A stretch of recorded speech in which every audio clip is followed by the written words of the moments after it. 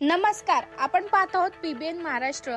पाचोरा तालुक्यातील नगर देवळाजवळील चुंचाळे शिवारातील धनगरवाडी रस्त्यावरील सीमा विजय सिंह देशमुख यांच्या मालकीच्या गट नंबर 86 मध्ये वीज पडून साधारण 1.5 लाख रुपये किमतीची बैलजोडी मरण पावली.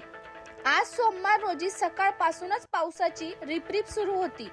दुसरे काही शेती काम करता येणे शक्य नसल्याने सीमा देशमुख यांचे वडील नारायण राऊळ हे शेतात 2 गायी 1 बैल जोडी चारण्याचे काम करीत होते.